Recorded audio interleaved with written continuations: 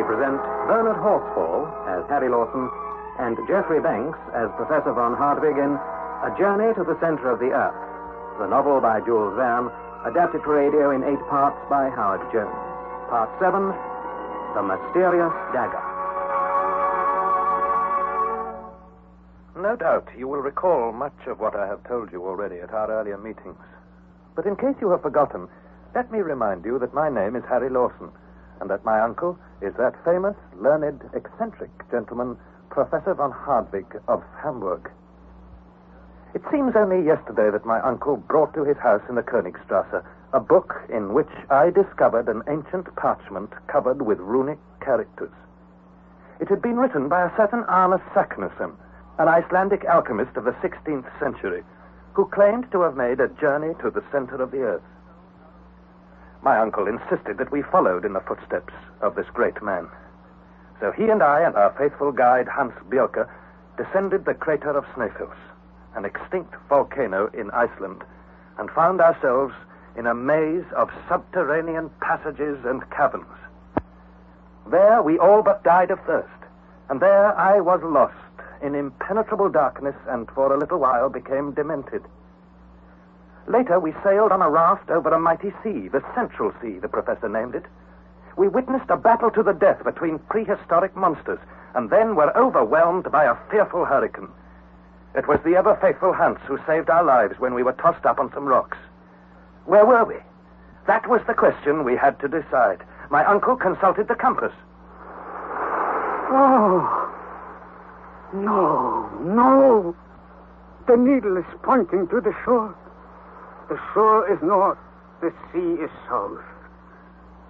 Do you realize what this means? Yes. There must have been a slant of wind during the storm. We've been carried back to the shores of Port Gretchen. The shores we left, apparently forever, so many days ago. Every hour, every minute on the raft has been so much time lost.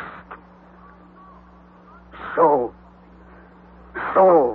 fate plays me this vile text. Air, fire, water, all combined against me. Well, now they shall learn what the will of a determined man can do. I will not yield. I will not retreat 1 inch. We shall see who is going to triumph in this immortal contest. Man or nature. Forward. Forward, I say, to the center of the earth. Uncle, listen to me. To the raft. To the raft.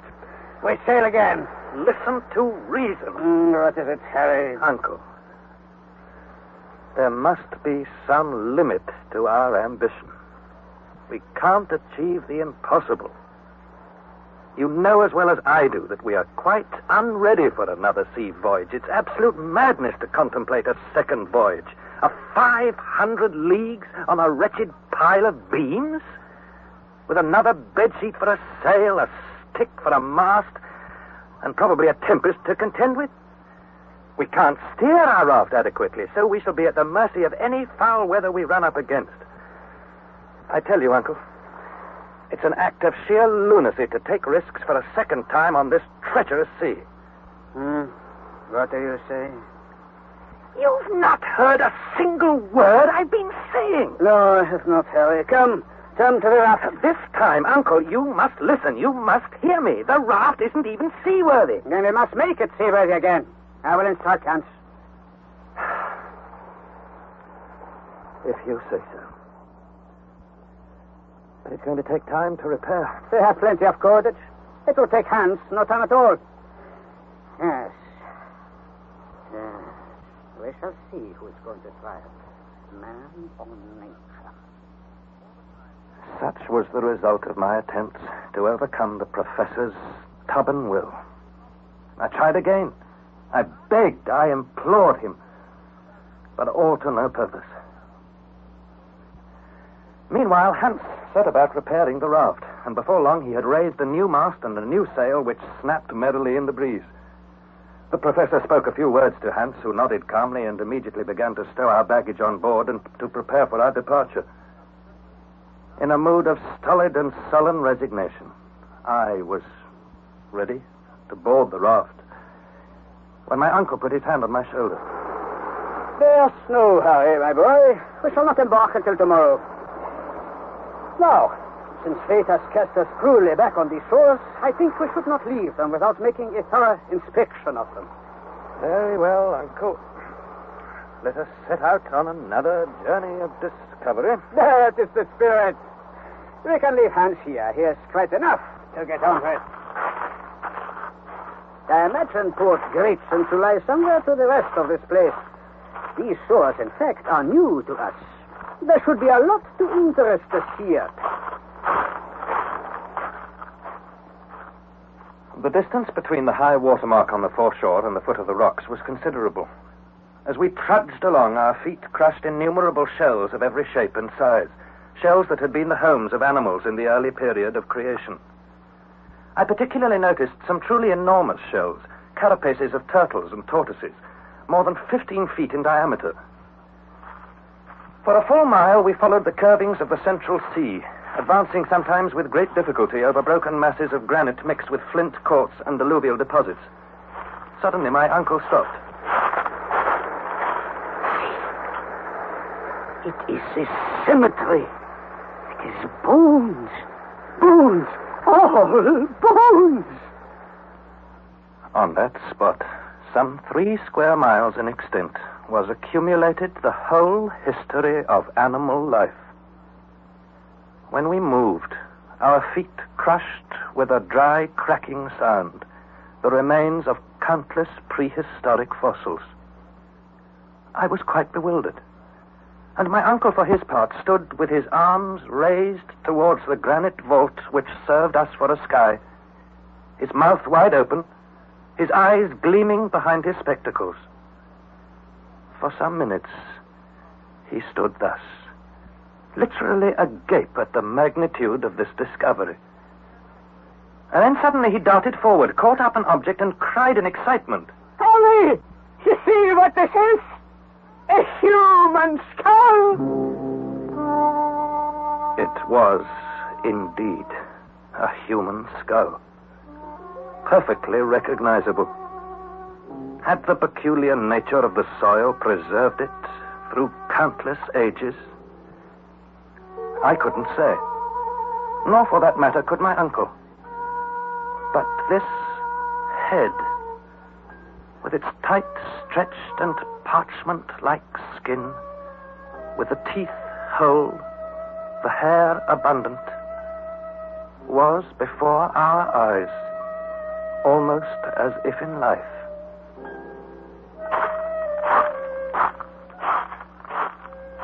Soon we found more human skulls, and then complete skeletons. My uncle could scarcely believe his eyes. Oh, is it not marvelous to contemplate? And does it not raise a great question? Were these human bodies dragged down to these steps by some convulsion of nature? Or did they exist here below? Were they born? Did they live? Did they die here as we are born, live and die on the surface of the earth? Now, what is the answer to that, my boy? I don't know, Uncle. But one thing strikes me. What strikes you? Come on, now, out with it. Are any men of this ancient race still alive? Are they still wandering about on the shores of this subterranean sea? A very good question. Who knows? Who knows? It may not be a laughing matter, Uncle. If there are men still here, how are they going to receive us? Another good question. I will give my mind to it. Meanwhile, let us explore further. For a long and weary hour, we tramped over the great bed of bones. Presently, the shores of the Central Sea were lost behind hills. These hills and the rocks and what appeared to be far-off forests all had a weird and mysterious aspect under the steady glare of some form of electric illumination. The imprudent and enthusiastic professor, who did not care whether he lost himself or not, hurried me forward. And after about a mile, we came to the edge of a vast forest.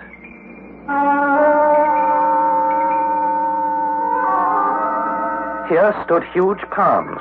Yonder were pines, yews, and cypresses, all seemingly bound together by a carpet of creeping plants, The professor was in ecstasies. Do you observe? Do you recognize? Do you realize this is an immense forest of the tertiary period, growing as it grew in days of old? Wonderful, wonderful. Look at those superb palmacites, a genus of fossil palms of the Carboniferous. Magnificent, truly magnificent. And over here, see trees that a modern child might recognize. Oak, poplar, Norwegian pine.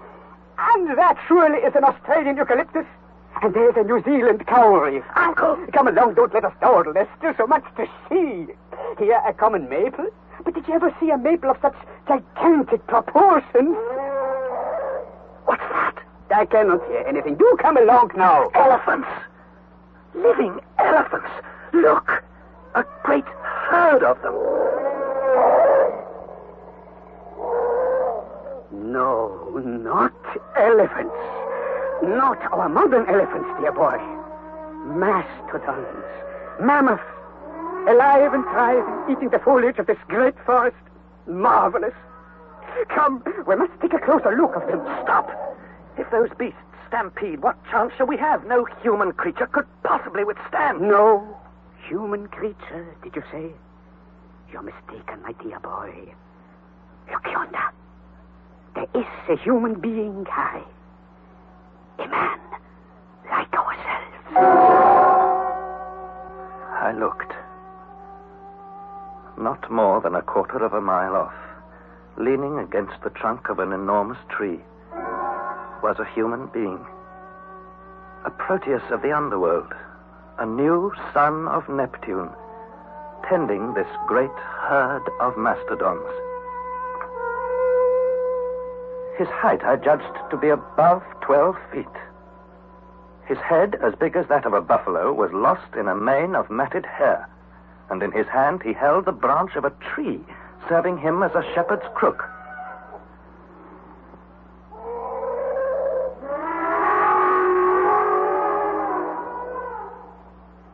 For some minutes we neither moved nor spoke. And then I realized that if this giant but turned his head, he might very easily see us. Panic seized me. Grasping my uncle by the arm, I dragged him back. And for the first time, he did not resist me.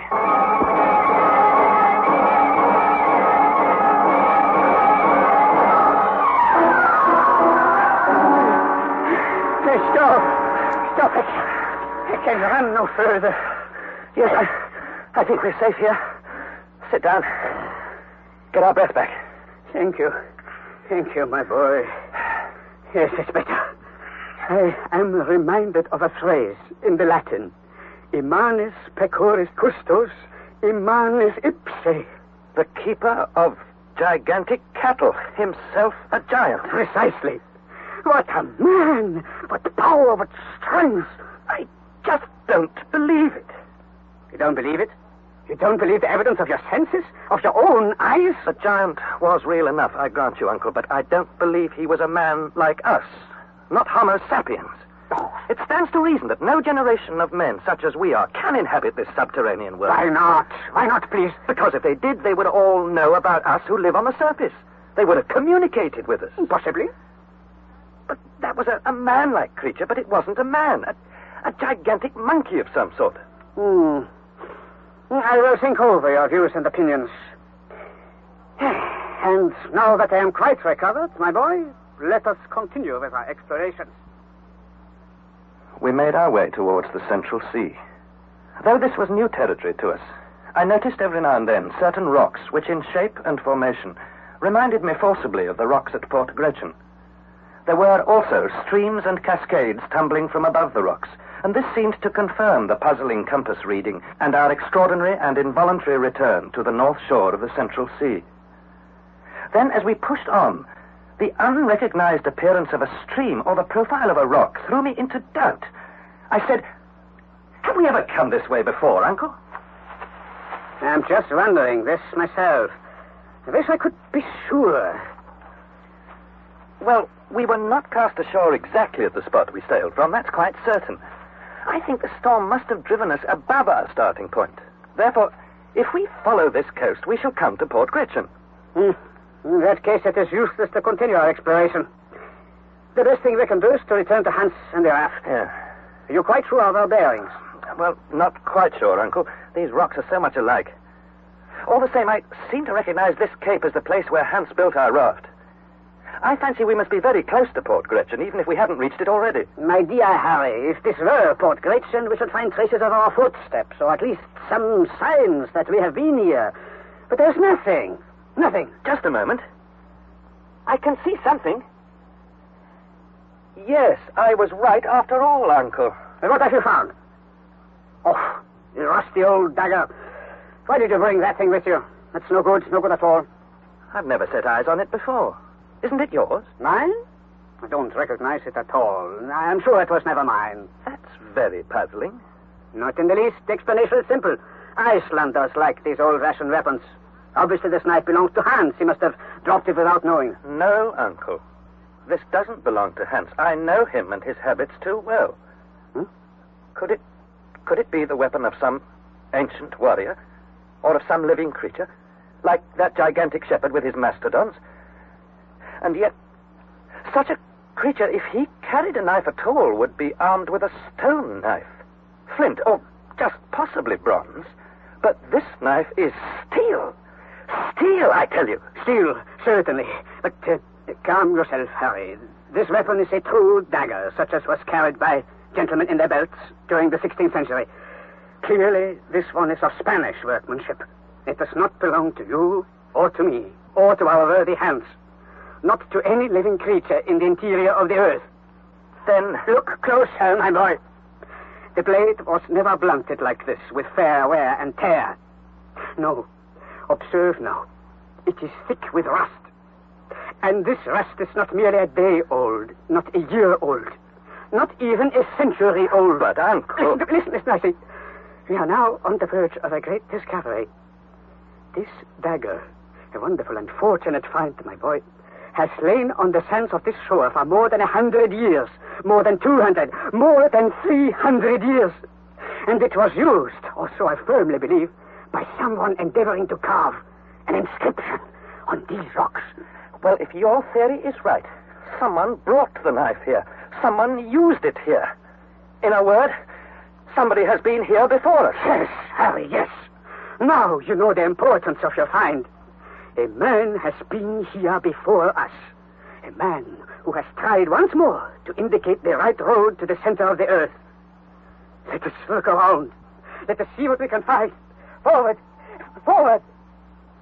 We walked along the wall of rock, looking into every tiny fissure which might widen out and prove to be the road to the center of the earth. Presently we reached a spot where the beach narrowed and the sea almost lapped the base of the rocks, which here were very steep. At last, beneath a huge overhanging rock, we discovered the entrance of a dark and gloomy tunnel. And here, on a tablet of granite, which had been smoothed by rubbing it with another stone, we could see two mysterious and much worn letters, the initials of the bold and extraordinary traveler who had preceded us on our great adventure. A-S. I was right. I was right. Arne Saknussemm. Always the great Arne Saknussemm.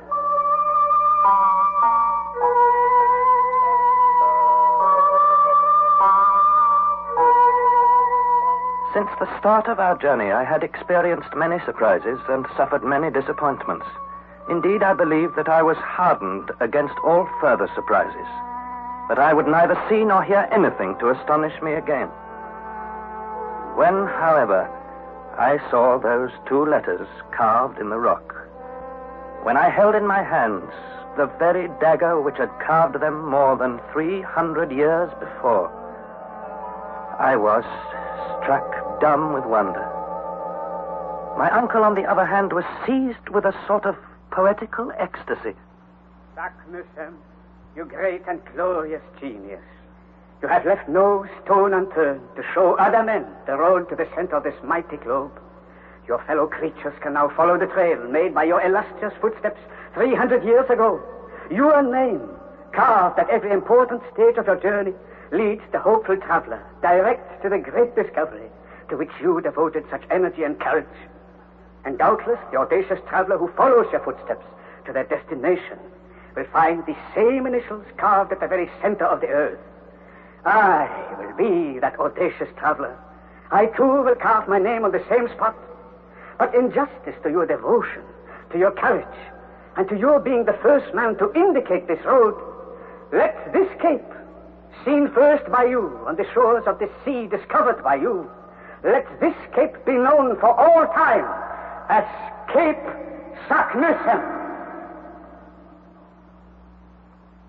I confess I was roused to a pitch of wild enthusiasm by my uncle's stirring words.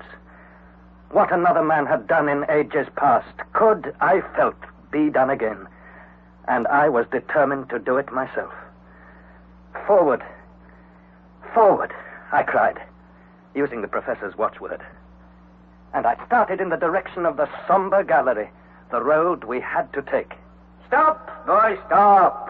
Let us not lose our heads in this wonderful moment. Before anything else, we should return to our good friend Hans, and then we can bring the raft round to this point. Oh, very well, but don't let's waste time, Uncle. Come along. When you come to think of it, everything has worked out for the best, Uncle. Not quite so fast, please. All for the best, Harry. So, you begin to realize that now. Yes, Uncle. Even that fearful hurricane was our friend. It put us on the right road. I agree. There is something providential in the way we were blown back here. And to make the great discovery of Cape Saknussemm, it's almost beyond belief. I beg you not to go quite so fast, Harry. It's only that I'm anxious not to waste time, Uncle. I can see exactly how things are working out for us. We shall take a northern route. We shall pass under the northern regions of Europe, Sweden, Russia, Siberia, and who knows where, instead of burying ourselves under the burning plains and deserts of Africa. Let us go on as we're going, and heaven will be our guide. Yes, Harry, yes. We shall leave the flat sea behind us, and we shall descend, forever descend. Do you know, my dear boy, that to reach the center of the earth, we have only another 5,000 miles to travel? Oh, 5,000? It's scarcely worth talking about. The thing is to get going. Yes, to get going. Forward to the center of the earth. Thus our wild speeches continued until we rejoined our patient and phlegmatic guide. All was ready for our departure. Every single package and parcel was stowed in its allotted place. We boarded the raft and hoisted the sail, and Hans guided our frail craft towards the newly named Cape Saknussemm. About 6 o'clock in the evening, we sighted a suitable place to land. I was the first to leap ashore. My uncle and Hans followed more sedately. I was still terribly excited and anxious to make a start without any further delay. For once in a way, my uncle was more prudent. My dear boy, I am as anxious as you are to make a start. But before we do anything else, let us survey the mysterious gallery which marks the beginning of our road. Then we can decide if we need to prepare and mend our ladders. The professor set about testing our Ruhmkorff's coil, which would soon be needed to provide us with light in the galleries. While he was doing so, Hans hitched the raft to a projecting rock scarcely 20 paces distant from the gallery. At length my uncle declared that he was ready, and we advanced in single file, myself in the lead. The opening to the gallery was circular, about 5 feet in diameter. The floor was roughly at water level, and we were able to enter it without hindrance. As we went forward, I counted my steps into the tunnel. 1, 2, 3, 4, 5, 6, 7, 8, 9, 10, 11... Go on, Harry. What's stopping you? I can't go on. Why not? Why not? The way is blocked. This confounded stone. Huh? Solid granite. A block of solid granite. Is there no way around it? None. Or beneath? No. Or above? No. Is there no sign of another opening to right or left? Nothing, Uncle. Nothing at all. This is intolerable. Intolerable. Why? Why is the stone here? It has no business here. This is our proper road, I am convinced. No, I do not understand this. What? What about Arne Saknussemm, Uncle? Huh? What about Arne Saknussemm? Do you imagine... You're right, my boy. Saknussemm penetrated to the center of the earth. He can never have been checked by a block of stone. Of course he wasn't. No. At one time, this passage was quite clear. You can tell that by the smoothness of the walls. But sometime or other, there's been an earthquake which brought down this solid granite wall. I'll wager it wasn't here when Saknussemm passed this way, and what I say is this. If we don't smash it down somehow or other, we're not worthy to follow Saknussemm. We don't even deserve to reach the center of the earth. Bravo, Harry. Let us get to work with pickaxes and crowbars. Hans, the tools. Fetch the tools from the rock. A moment. If we work 1,000 years, we shall never shift this rock with pickaxes. What then? What then? There is another way. We can blast the rock to smithereens. Gunpowder. Yes. To work! To work!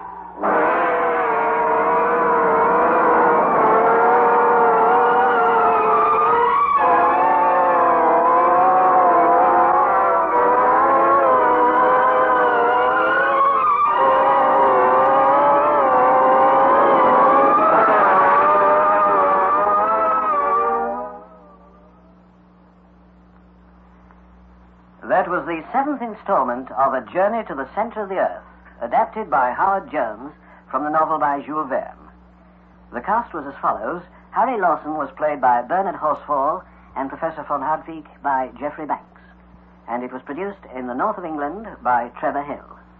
We invite you to listen to the 8th and the final installment of this serial next Thursday at 5:25 on this service, Radio 4.